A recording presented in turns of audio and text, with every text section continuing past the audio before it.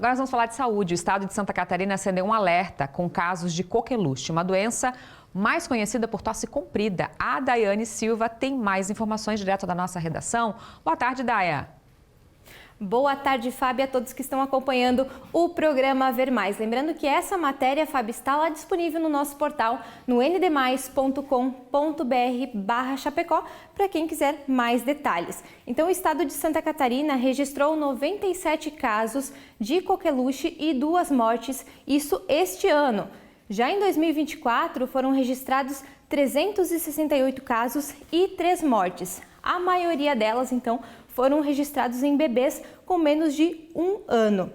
Nos bebês, essa tosse prolongada pode trazer mais complicações, mais problemas, porque pode desenvolver pneumonia e até convulsões, levando à morte. A coqueluche é uma doença altamente contagiosa, é uma doença respiratória causada por uma bactéria.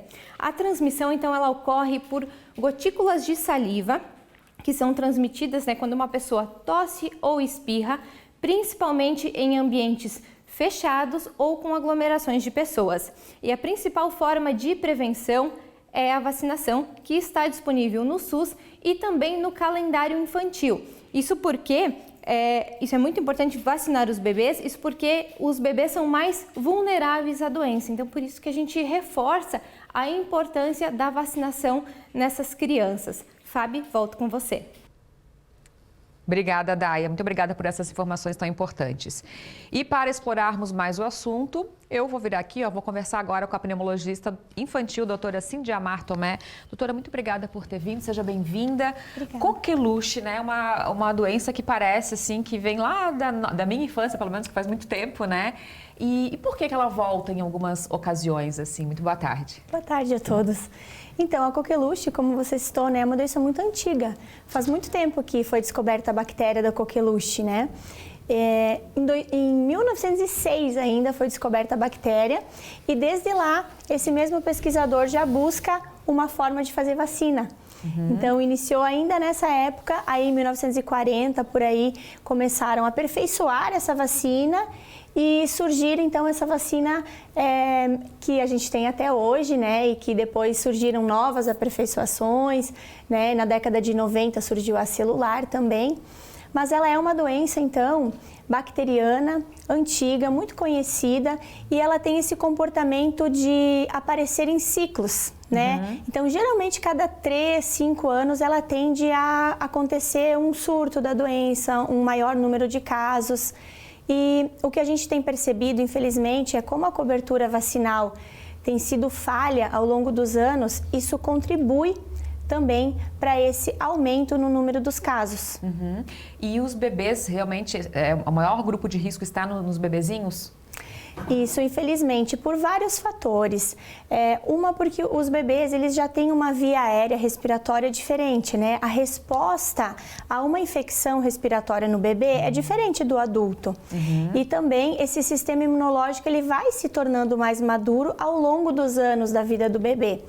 E também o esquema vacinal da coqueluche, ele demora para ser completado, né? Então, a gente inicia com 2 meses de vida, a primeira dose o bebê recebe, com 2, 4, 6 meses, mais uma dose, depois uma dose com 1 ano e 3 meses e depois mais o reforço com 4 anos. E aí a gente segue essa vacinação ao longo da vida, nos idosos também, nas gestantes. Então, ela é uma vacina que ela precisa de reforços, mais ou menos a cada 10 anos. Né? Ela vai perdendo o poder de proteção. Então, juntando isso com os outros fatores próprios de cada faixa etária, de cada imunidade, eu vou ter uma resposta melhor, eu vou ter uma manifestação mais grave, eu vou ter uma manifestação mais branda.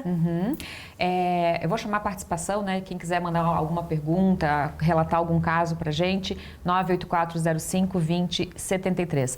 Doutora, quando você fala ali do esquema vacinal, né, de 2, 4, 6 meses, tem que estar completo para estar totalmente protegido ou já vai protegendo na medida que vai passando até para os pais ficarem alerta, né? Tem aquele cuidado de não tirar os bebês de casa muito, né?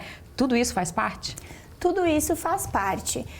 O esquema completo, né, ele termina ali, a gente faz 2, 4 e 6 meses, e esses reforços, então, com 1 e 3 e depois com 4 anos, é justamente porque essa resposta, essa proteção à doença, ela é aos poucos.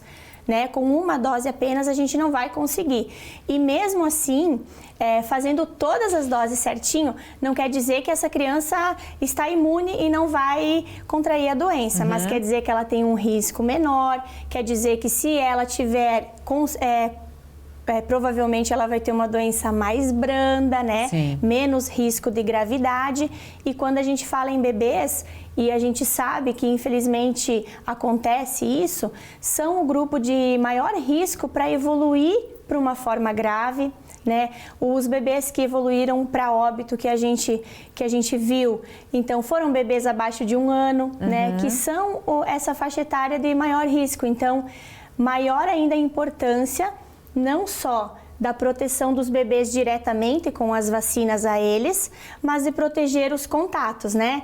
De a vacina dos pais estar em dia, das babás, dos avós, de todo esse círculo do bebê que vai estar em contato com ele, que pode trazer a doença em casa. Essa estratégia também é fundamental. Tosse comprida, ainda se chama assim? Pode ser chamada? Porque é como a gente conhece, né? E aí tem algumas doenças que depois, não pode ser mais chamada assim. E principalmente, o principal sintoma é a tosse mesmo? Isso mesmo. Então, a doença, ela tem 3 fases, basicamente. A fase catarral, que a gente chama, e tem esse nome por causa da secreção do nariz, ela tem duração mais ou menos de 2 semanas e a criança vai começar, então, apresentando uma secreção no nariz, lacrimejamento, sintoma basicamente aqui na via aérea superior, nariz, garganta. E aí, quando essa bactéria, então, atingiu a nossa mucosa respiratória e começa a se replicar. No finalzinho da 2ª semana, quando encerra essa primeira fase, a catarral, a gente entra na fase paroxística, que ela pode durar de 4 a 6 semanas. E é a fase que vai ter a tosse. Então, a tosse começa no finalzinho da 2ª semana e pode persistir aí por até 6 semanas, né? Então, assim, é bastante tempo de tosse, né? E é uma tosse que, na coqueluche, ela é uma tosse diferente. Mas não quer dizer que tenha que ter essa tosse clássica para ser coqueluche. Lembra que a gente falou da resposta? Então, se o meu sistema imunológico já recebeu melhor a vacina, já se preparou melhor, talvez em mim seja mais ameno e eu não vou apresentar aquela tosse clássica, grave, né? Então, a tosse da coqueluche, ela é conhecida por ser uma tosse paroxística. É uma tosse que a criança, assim, tá bem, de repente ela tem um surto de tosse aguda, intensa, e ela tosse várias vezes numa mesma respiração. Nossa. Mais ou menos assim, mais de 10 vezes às vezes. Então ela respira e de repente começa tosse, tosse, tosse, tosse, tosse, tosse, tosse, tosse, tosse. Aí a criança puxa o ar. E aí às vezes ela faz um barulho, que a gente chama de guincho na coqueluche. Aí puxa o ar e aí tosse, tosse, tosse, tosse, tosse de novo. E nessa tosse intensa, ela pode apresentar sintomas associados, né? Ela pode ficar bem vermelha, ela pode ficar com a boquinha mais roxa, assim como se ela realmente estivesse com falta de ar. Em adultos, inclusive, tem até casos descritos de fratura de costela. De tanto tossir. De tanto tossir. Doutora, vamos seguir essa conversa depois, né? Lembra de onde a gente parou o pontinho aqui? Pra gente seguir depois, a gente precisa fazer um intervalo, o Ver Mais já volta, não sai daí. De volta com o nosso Ver Mais e a gente segue falando sobre coqueluche. Doutora Cindy Amar ainda está aqui comigo, porque vamos para a última fase, né? Você terminou falando da 2ª fase da doença, qual seria a última? Chamada fase de convalescença, né, que já está indo para a melhora, né, para os finalmente da doença ali, pode durar em torno de 2 semanas, 1 a 2 semanas também.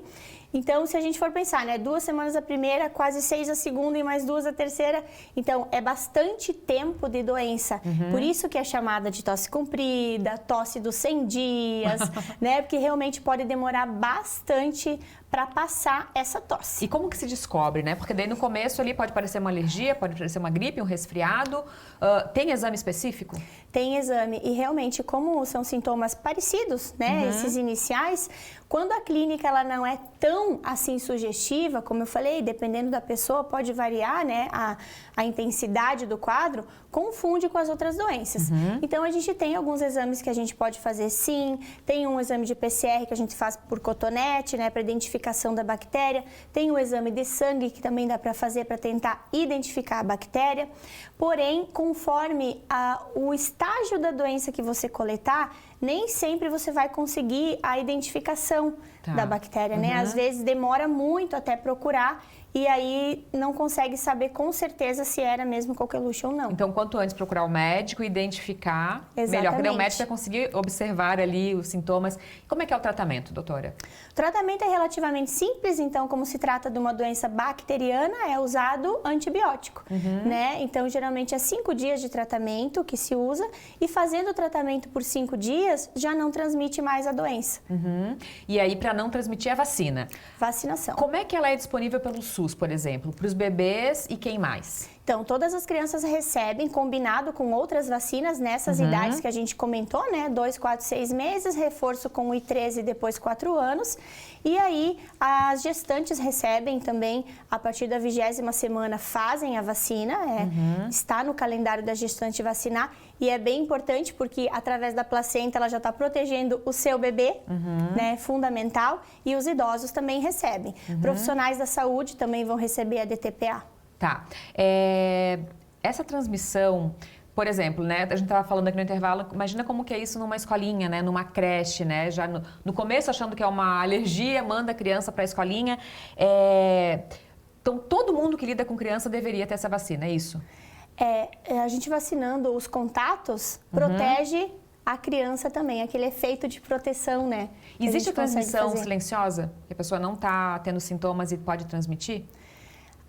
O quadro clínico vai depender de cada pessoa, né? Então, se o meu sistema imunológico está melhor, eu já fiz a vacina, eu posso ter um quadro bem leve, bem brando, que não é aquele quadro clássico, característico, né, da coqueluche, e eu posso sim ter a doença e não identificar por causa disso.